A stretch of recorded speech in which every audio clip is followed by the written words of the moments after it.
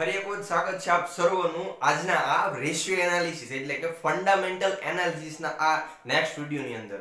આજના વિડીયોની અંદર આપણે વાત કરવાના છીએ કે રેશિયો એનાલિસિસ નું સંપૂર્ણ નોલેજ કે એ કઈ રીતે કામ કરે છે, અને જ્યારે પણ તમારે કોઈ એક સ્ટોક પિક કરવો હોય, કોઈ એક કંપનીની અંદર ઇન્વેસ્ટમેન્ટ કરવું હોય, તો એનું ઇન્વેસ્ટમેન્ટ કરતા પહેલા કેટલીક એવી બાબતો છે જેનું ધ્યાન રાખવું જોઈએ. એની સંપૂર્ણ વિગત સાથે તેમજ સ્ક્રીનરની મદદથી આપણે એ નક્કી કરીશું કે ભાઈ આ કંપનીની અંદર ઇન્વેસ્ટમેન્ટ કરવા જેવું છે કે નહીં.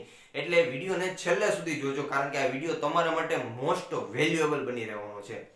હવે ચેનલને સબસ્ક્રાઇબ નથી કરી તો ચેનલને સબસ્ક્રાઇબ જરૂરથી કરજો. તમારો 1 મિનિટનો પણ કિંમતી સમય ન બગાડતા વાત કરીએ આજના આ રેશિયો એનાલિસિસની.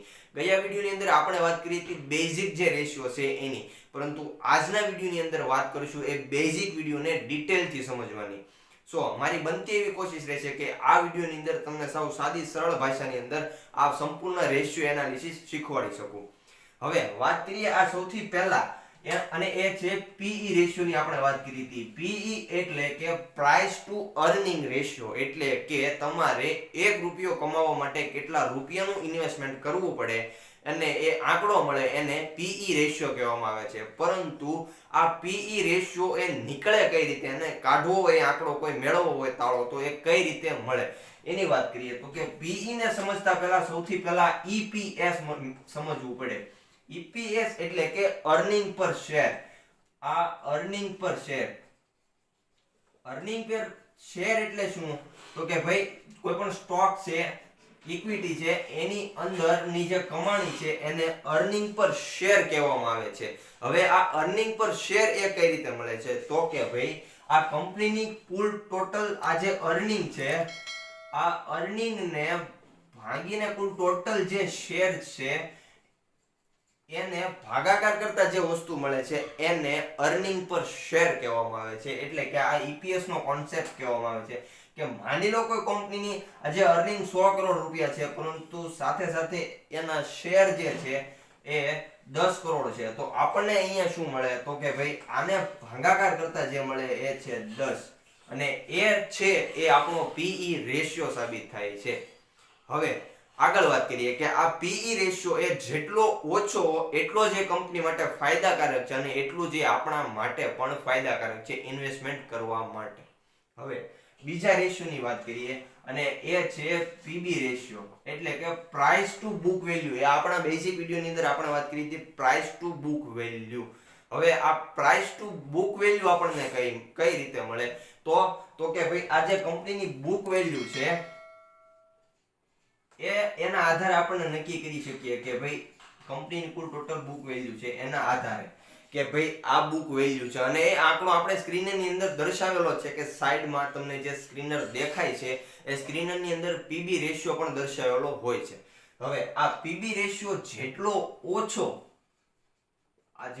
ઓછો એટલું જ એ વધારે સારું, વધારે ફાયદાકારક રહે છે આપણા માટે, કે ભાઈ આપણે આ કંપનીની અંદર ઇન્વેસ્ટમેન્ટ કરી શકીએ છીએ. હવે આગળ વાત કરીએ, એ છે આપણો આ ડેપ્ટ ટુ ઇક્વિટી રેશિયો. ડેપ્ટ ટુ ઇક્વિટી રેશિયો. હવે ડેપ્ટ ટુ ઇક્વિટી રેશિયો સમજતા પહેલા એક નાનકડી એવી વાત સમજી લઈએ કે માની લો કે કોઈ કંપની આજે કામ કરે છે અને કંપની પોતાનું સારું એવું વર્ચસ્વ ધરાવે છે, પરંતુ હવે કંપનીને ભંડોળની, નાણાંની જરૂર પડી છે. તો એ ફંડ ક્યાંથી લાવશે? નાણાં ભંડોળ ક્યાંથી લાવશે? તો કે ભાઈ એ પોતાની ઇક્વિટી જે શેર છે એ વેચી અને નાણાં લાવશે.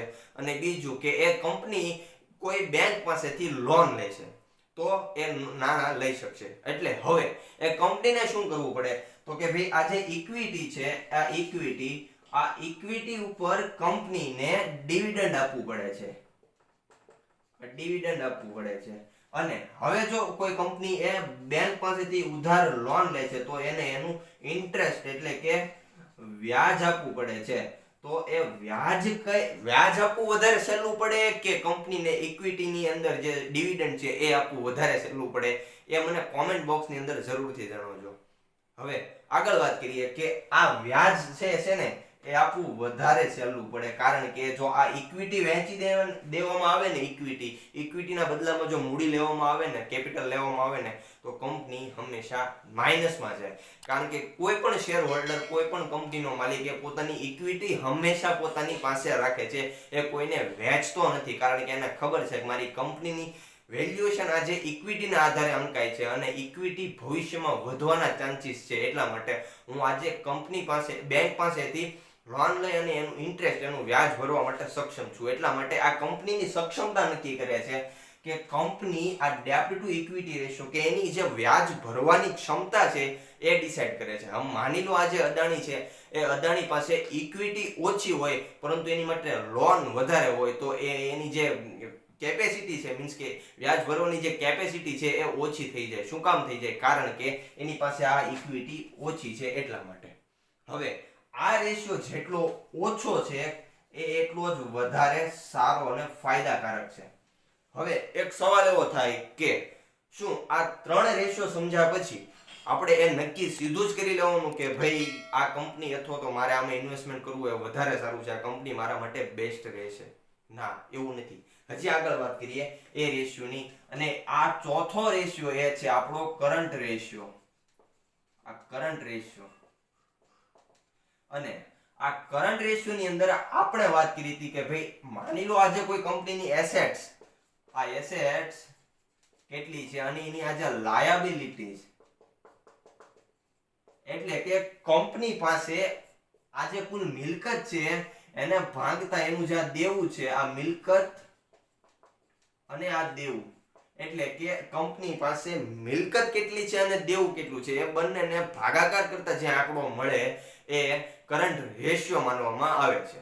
હવે આ કરંટ રેશિયો એ કેટલો હોવો જોઈએ તો વધારે ફાયદાકારક? તો કે ભાઈ કંપની પાસે હંમેશા આ મિલકત વધારે હોવી જોઈએ અને આ જે દેવું છે એ ઓછું હોવું જોઈએ. તો આ રેશિયો જેટલો વધારે, એટલે કે આ રેશિયો -1 અથવા 1 થી ઉપર, 1 થી વધારે, તો એ રેશિયો વધારે સારો માનવામાં આવે છે. આ -1 ને આપણે અપવાદ રૂપે લઈ શકીએ, કારણ કે એ માઇનસ ની અંદર આંકડો દર્શાવે છે, એટલે એ આંકડો ભવિષ્યની અંદર કંપની એ સુધારી શકે છે. હવે આગળ વાત કરીએ, અને એ છે કંપની, માની લો કે આજે આ 4 રેશિયો છે, આ 4 રેશિયોને આધારે નક્કી કરવાનું મારે મારું રોકાણ કેટલું કરવું એમ, તો કે નહીં. હવે કંપનીની પાસે આગળ હજી એક રેશિયો છે, એની વાત કરીએ તો કે ભાઈ પ્રોફિટેબિલિટી રેશિયો. તો કે કંપની પાસે આજે પ્રોફિટનો રેશિયો છે એ કેટલો છે? તો કે ભાઈ આ પ્રોફિટનો રેશિયો જાણવા માટે સૌથી પહેલા શું જાણવું પડે? તો કે કંપની પાસે આજે ROE છે, ROE એટલે કે રિટર્ન ઓન ઇક્વિટી, મને મારી ઇક્વિટી ઉપર કેટલું રિટર્ન મળી શકે છે એ જાણવું વધારે જરૂરી છે. પછી તો કે ROCE, ROCE એટલે કે રિટર્ન ઓન કેપિટલ એમ્પ્લોયડ, એટલે કે મારું જે કર્મચારી છે એ કર્મચારીના આધારે હું નક્કી કરી શકું કે ભાઈ મને કેટલું રિટર્ન મળી શકે એમ છે. એટલે આ રેશિયો જાણવો વધારે જરૂરી છે. આ પ્રોફિટેબિલિટી કંપની, હવે કોઈ કંપની હોય કે માની લો કે કોઈ કંપની નુકસાનીમાં હાલતી હોય તો એ કંપની ચાલે ક્યારે? તો કે ન ચાલે. કંપનીને હંમેશા આગળ વધવા માટે પ્રોફિટની જરૂર પડે, ફંડની જરૂર પડે, સેલ્સની જરૂર પડે, ત્યારે એ કંપની આગળ કામ કરી શકે છે.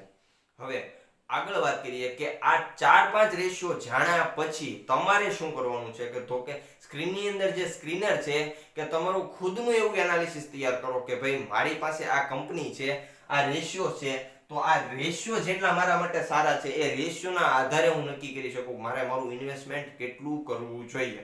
હજી આપણે આ વાત સમજી લઈએ કે આ જે પ્રોફિટેબિલિટી રેશિયો છે એ વધારે જેટલો હોય એટલો એ કંપની માટે ફાયદાકારક છે અને તમારા માટે પણ ફાયદાકારક છે, કારણ કે કંપની પ્રોફિટમાં છે તો એ શેર હોલ્ડરને પ્રોફિટમાં લાવી શકશે, કારણ કે જો કંપની પ્રોફિટમાં નહીં હોય તો તમને પણ ક્યારેય એ પ્રોફિટની અંદર લાવી શકશે નહીં, અને ક્યાંક ને કંઈક આપણું જે ઇન્વેસ્ટમેન્ટ છે એ કંઈક ખોટું સાબિત થતું હોય છે.